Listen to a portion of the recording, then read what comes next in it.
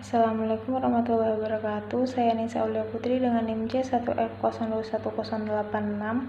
Di sini saya akan memaparkan materi tentang akad lain-lain. Akad sarf. Al-sarf secara etimologi artinya al-ziyadah atau penambahan. Al-adil seimbang, penghindaran, pemalingan, penukaran, atau transaksi jual beli. Kadang-kadang al-sarf dipahami berasal dari kata sarafa yang artinya membayar dengan penambahan. Sarf adalah perjanjian jual beli suatu valuta dengan valuta lainnya, atau sarf money change adalah menjual nilai sesuatu dengan nilai sesuatu yang lain, meliputi emas dengan emas, perak dengan perak, emas dengan perak. Dalam kamus istilah fiqh disebutkan bahwa bai sarf adalah menjual mata uang dengan mata uang, emas dengan emas. Perlakuan akuntansi akad syarf sebelum diatur di dalam PSAK nomor 59 tentang akuntansi perbankan syariah paragraf 145 sampai 146. Sejak 1 Januari 2016 lalu Dewan Standar Akuntansi Syariah telah menetapkan secara efektif pernyataan ED/PP PSAK 101 mengenai pencabutan atas PSAK nomor 59. Namun sampai saat ini belum ada SAK khusus yang mengatur akad sarf. Praktek sarf dalam perbankan syariah. Falas adalah singkatan dari valuta asing.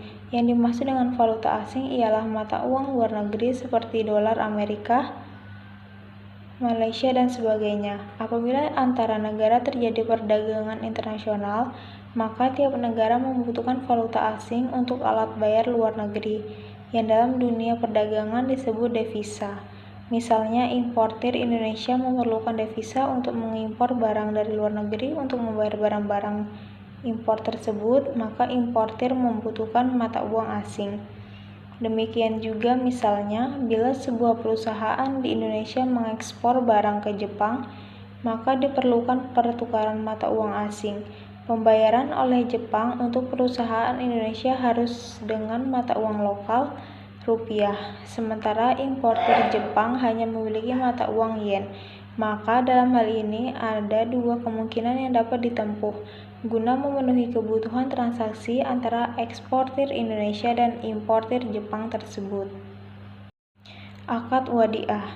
Wadiah merupakan akad tabaru, tolong-menolong atau saling membantu, sehingga masuk dalam kategori akad non-profit. Namun, akad ini bisa menjadi akad muawadah atau transaksi pertukaran, atau tijara atau transaksi motif profit jika disepakati ada skema bisnis berupa jual beli manfaat barang atau sewa fasilitas dan atau jual beli manfaat perbuatan jasa atau penitipan suatu tersebut. Jenis wadiah: 1. Wadiah yad amanah. 2. Wadiah yad damanah. Syarat wadiah: 1.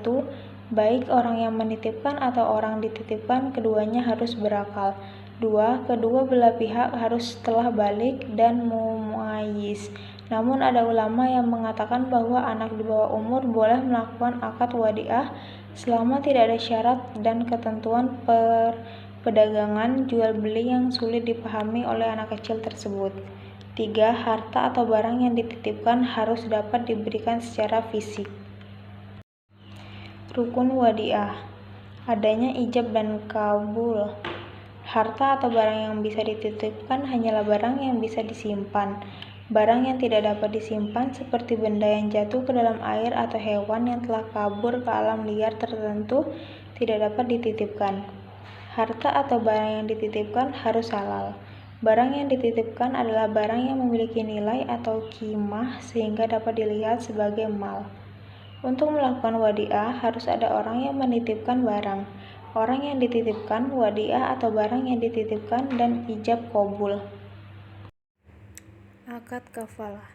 Kafalah adalah jaminan yang diberikan oleh penanggung atau kafil kepada pihak ketiga dalam rangka memenuhi kewajiban dari pihak kedua atau yang ditanggung atau makful anhu terkait tuntutan yang berhubungan dengan jiwa, hutang, barang, atau pekerjaan apabila pihak yang ditanggung cedera janji atau investasi di mana pemberi jaminan bertanggung jawab atas pembayaran kembali suatu hutang kepada menjadi hak penerima jaminan. Rukun dan syarat akad kafalah. Rukun kafalah. Rukun kafalah adalah sikhat kafalah atau ijab kabul maf'ul bih atau objek tanggungan, penjamin, tertanggung dan penerima hak tanggungan. B. Syarat kafalah. Sebagai suatu jasa penjaminan merupakan salah satu bentuk perikatan dalam Islam. Jenis akad kafalah. 1. Kafalah bin nafs, 2. Kafalah bil mal, 3. Kafalah bil taslim, 4. Kafalah al-munajazah, 5. Kafalah al-mu'allakah. Akad Qardahul Hasan. Qardahul Hasan adalah pinjaman tanpa diketahui biaya atau hanya wajib membayar sebesar pokok utangnya.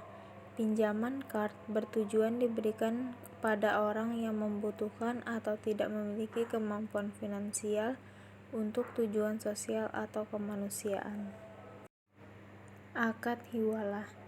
Hiwalah secara harfiah artinya pengalihan, pemindahan, perubahan warna kulit, atau memikul suatu di atas pundak. Objek yang dialihkan dapat berupa utang atau piutang. Pada dasarnya, akad tabaru yang bertujuan untuk saling menolong untuk mengharap ridho Allah. Akad al-rahan. Rahan secara harfiah adalah tetap, kekal, dan jaminan. Secara istilah, rahan adalah apa yang disebut dengan barang jaminan, agunan, cagar, atau tanggungan.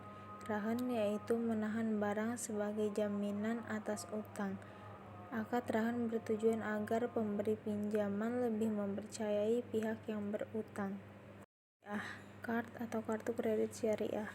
Chance card adalah fasilitas kartu talangan yang dipergunakan oleh pemegang kartu sebagai alat bayar atau pengambilan uang tunai pada tempat-tempat tertentu yang harus dibayar lunas kepada pihak yang memberikan talangan pada waktu yang telah ditetapkan. Syariah card adalah kartu yang berfungsi seperti kartu kredit yang hubungan hukum atau berdasarkan sistem yang sudah ada antara para pihak berdasarkan prinsip syariah. Sekian presentasi yang dapat saya sampaikan. Saya akhiri, wabillahi taufiq wal hidayah. Wassalamualaikum warahmatullahi wabarakatuh.